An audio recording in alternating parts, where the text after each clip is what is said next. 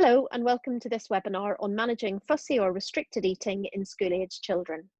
My name is Alison Booth and I'm a community paediatric dietitian working here in Somerset. So today I'm going to cover a little bit on the background on fussy eating and why children don't eat well, some practical tips and things that you can try, and also I'll cover some age-appropriate portion sizes. So fussy or restricted eating, it's very important to acknowledge that this is very much part of normal development. And while things will generally resolve at 12 to 24 months of age, as you well know, this does not always happen and it can persist into school-age children. Children who are very restrictive with their eating is very difficult, it's very emotive and it's so frustrating, but please do try, hang in there and things will generally improve.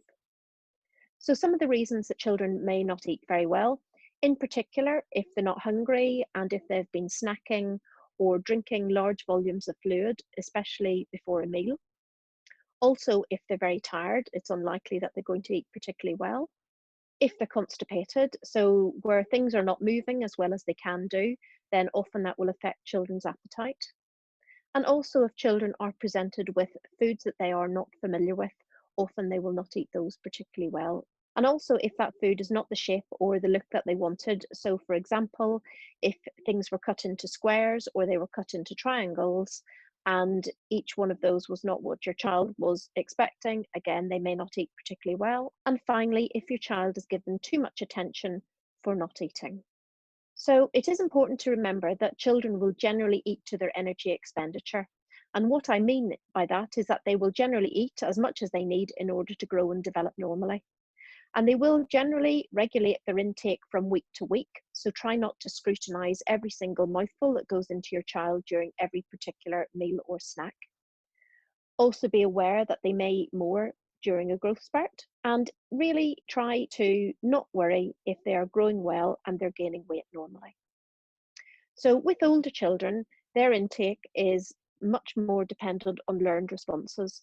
So this will be things like eating something at somebody else's house that they will generally have done in the past. And it's important to remember that parental modelling is also very important. So try to encourage your child to eat what you would like them to eat, and also the things that you're eating yourselves. So older children will often eat better when others are eating, even if they're not hungry. And they'll often eat foods with other children that they wouldn't eat at home. But it can be very difficult to manage as they tend to eat the same foods day after day. And again, because you want them to eat well, these are the things that you offer them. So you can get stuck in a rut with offering new foods. But all preference for all food is learned through exposure. So the bottom line here is to continue to offer the food that you would like your child to eat. So one of the most common statements I have from parents is that my child eats nothing. And it is important to check those children that they are growing and they're gaining weight and height appropriately. And really, if these measurements are satisfactory, then try to relax because they are receiving adequate calories. So one of the questions it's helpful to reflect on is your main concern that your child won't eat what you want them to, rather than that they won't eat at all. So some practical tips. So all caregivers, so that could be grandparents, parents, especially if they live in separate houses, it could be after school club, really try to offer the same advice so that you are avoiding any conflict over meals, because children are very good at playing one parent or grandparent or whoever off against another around food. Try to avoid giving a large drink or a snack just before a main meal is due. In particular, I find that after school is often a danger time, and that's because your child is hungry, but if they're going to eat their main meal early, then you will find that you don't want to offer them too big a snack. Although similarly, if they're not going to eat their main meal until 6 or 7 in the evening, then having a larger after school snack is going to be fine. Again, as I've said, try to lead by example by eating similar foods to the foods that you're offering your child, and also offer a small drink at meal times and then top it up halfway through the meal, rather than offering a large drink of something at the beginning of the meal so that your child doesn't have the same appetite to eat the rest of their meal. And try to encourage them, but not too much pressure, as this can cause anxiety around meal times, and particular can lead to children hiding food as they're worried about consequences of not clearing their plate. Also try to have a structure for eating during the week as well as at weekends to avoid constant snacking and therefore not having the hunger for their main meals. So while you're sitting and eating at the table, no TV, no phones, no tablets, and try to have everybody present at the table and talking, not necessarily about the food. Sometimes it's helpful to actually take the focus away from what's on the plate and actually talking about the nice things that have happened during the day. And very much try to lead by example. So if you're not allowing your child their phone, then you shouldn't have your phone either, and try to turn the TV off so that there's no distractions.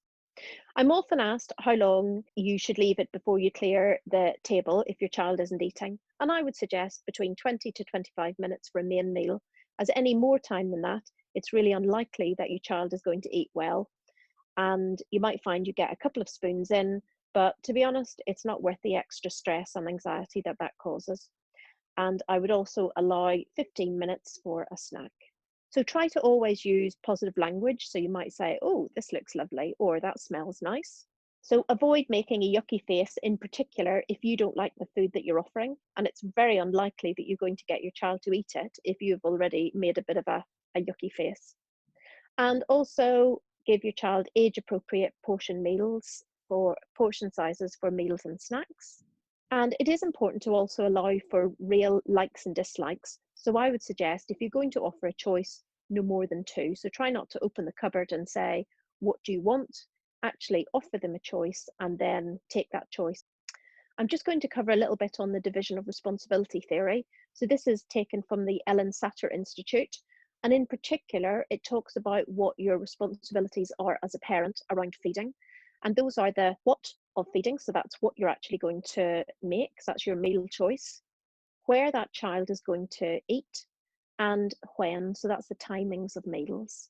And it is your responsibility to choose and prepare the food. Although if your child is a little bit older, then you might find that they are also quite helpful in choosing what they'd like and preparing. And also your responsibility to provide regular meals and snacks. So try to make meal times pleasant, or as pleasant as you can without causing any anxiety.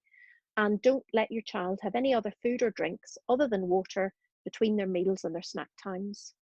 And also let your child grow into the body that's right for them, because some children will be smaller and lighter than others. And it is important that your child learns to regulate their dietary intake. So for children, their responsibility is to decide how much of the food they're going to eat and whether they're going to eat it at all. And this can be applied to every stage of their lives, right through from toddlerhood through to adolescence. And really, the research shows that family meals are key. So having everybody sitting down and eating together, and we find that children eat better and that they also feel better about themselves. Now I'm going to talk through an ideal food schedule for a school-age child. So this would be breakfast with a small milk drink, and then mid-morning at school, so that is generally fruit, or they might be allowed some milk as well. And then a cooked or a packed lunch at school, and you can have a look at the Change for Life website for some healthy school lunch ideas. After school, I've already mentioned, so if you're going to have an early tea, then only a small snack if they have a snack at all. Or if they're not going to eat till a little bit later, then they can have something a bit more substantial. And then an evening meal and a pudding if they want. And finally, an evening snack with maybe a small milk drink. But the important thing to remember here is that your meals and your snacks are at set times and that you're only offering water in between. So I'm now going to talk through some of the portion sizes of meals, and these are for the two different age groups of children, and these have been produced from the Caroline Walker Trust. Although this website is no longer being updated, it's still actually quite a useful website. So this is an example of a breakfast for a child aged 5 to 11. And another breakfast doesn't always have to be cereal. Again, doesn't have to just be toast or the things that you would always think about being as typical breakfast foods. And some ideas for lunch. And again, a few different things for you to think about. That's the main meal. And again, another cooked meal. Or it could be something a bit more simple. So these are the portion sizes for older children. So those aged between 12 to 18 years. And you'll see that the portion sizes are greater, as you would expect. And again, some ideas for main meals and another and a snack. And it is important to always keep your child involved, and it's helpful to ask them what they'd like to try next. And one of the things that you can do is you can get them to have a little notebook and they can chart their progress. So at the beginning of that notebook, you might find there's a list of things that your child might like to try. And at the back, it might be things that they've tried and liked, and you can now include into their diet. And somewhere in the middle, you might have a list of things that they've tried that they're not fussed on at the moment, but that they would like to try at a later point. It's also helpful for your child to shop and cook and help with meal preparation with you. Again, anything engaged with food is going to be helpful. And some of the things that you could try to do is if your child is a little bit reluctant around meal times, even initially, you might want them to think about unloading the dishwasher. So you're unloading clean plates at this stage. And then as they get more confident, you can move on to either washing the dishes or loading the dishwasher with dirty plates. So some other things and some other information. Really try not to force your child to eat. It's very counterproductive and in the long run is not going to help things. One of the things that you can try is if your child is reluctant to try something at a mealtime because they're very anxious about having to finish it, then you could try a sharing plate away from meal times, really so that they can taste and experiment with food without any significant pressure to actually eat that particular food. And you can ask your child what they'd like to try, be guided by them. And as I've said before, try to allow for real likes and dislikes. Not every child likes exactly the same thing. And it is very important to continue to offer previously refused food, and it can take up to 25 times. So if you think about that, that's once a month for 6 months. So this is not going to be a quick fix. This can be a very slow process. And it is okay to offer your child a reward for trying new foods, and do encourage them to touch new foods, smell them, pick them up before they will eventually taste them. So really you're trying to improve their confidence with trying these new things. And try to have a firm but fair approach around eating. So, for example, if you don't want your child to eat 3 packets of crisps a day, then don't allow that. And similarly, if you don't want them to eat cake for breakfast, don't allow that either. So be firm but be fair. It's also helpful if you introduce a daily age appropriate vitamin and mineral supplement. So that would just be something from the supermarket that you can buy, especially until your child starts to eat a little bit better. And it's also a good idea to explain the importance of having a balanced diet to your child. And it depends on your child. So if they're very active or very sporty, then you can explain why it's important that they have a range of different things in their diet to improve their performance. And you can also have a look at one of our other webinars. The one on food groups will help you support with that.